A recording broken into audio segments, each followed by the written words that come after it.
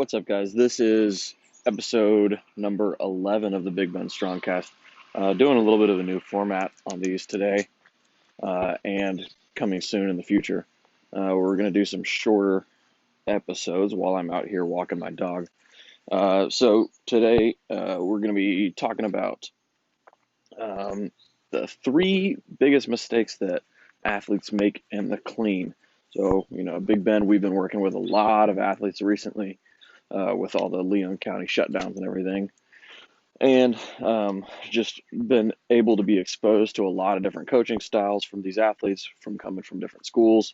But, a lot of the common themes seem to be present. And so, really, the biggest things that we're looking at is just not knowing where to put the hands and the feet, and then not really understanding timing. So, the hands and the feet thing is super simple. For the most part, everybody should have their feet inside of the lines on the barbell. So the lines would be where the knurling starts in the middle. We need to have our feet inside of those, and then we need to have our thumbs distance away from those lines. So that should mean that when you stand up, you've got your thumbs just outside of your hips.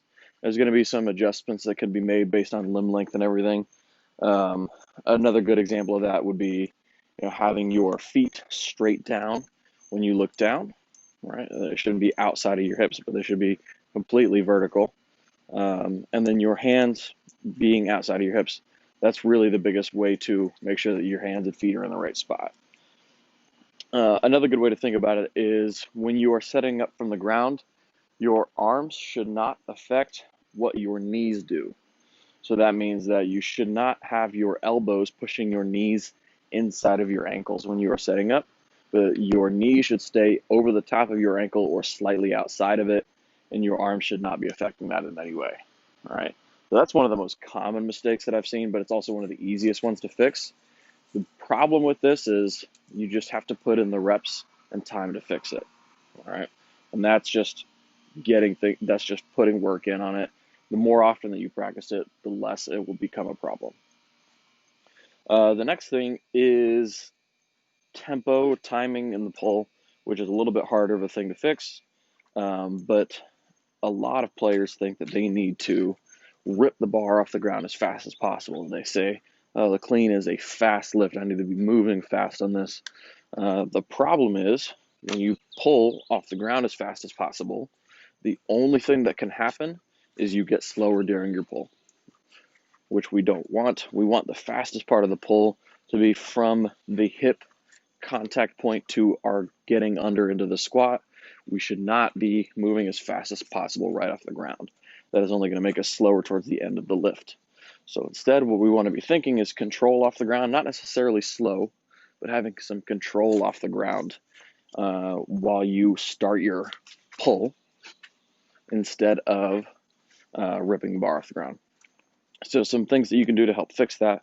There's a variation where you do a slow pull.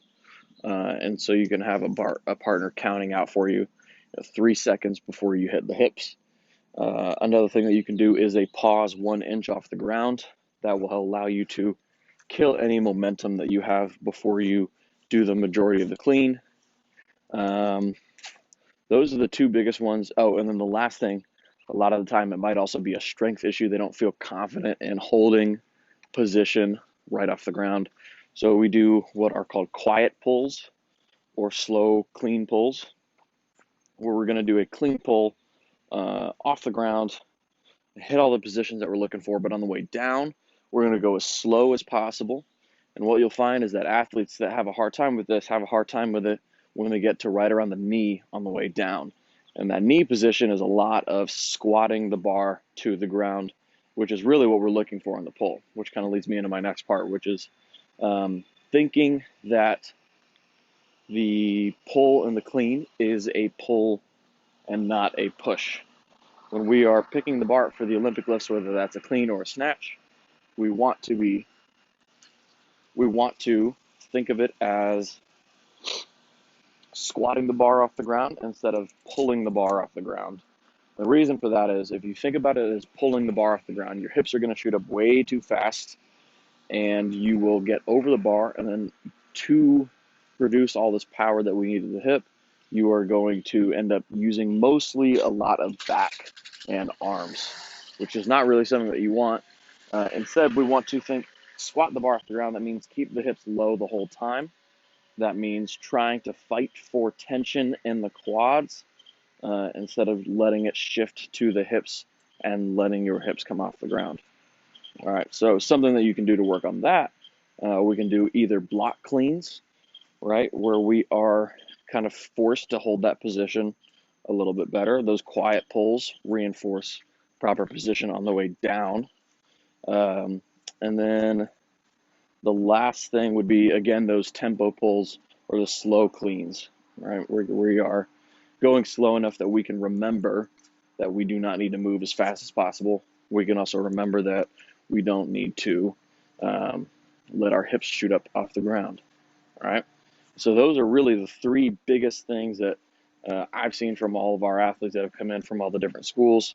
If you really want to try and work on that, guys, we are currently changing up our membership options to be available to as many people as possible. So we are going to have basically an A group and a B group.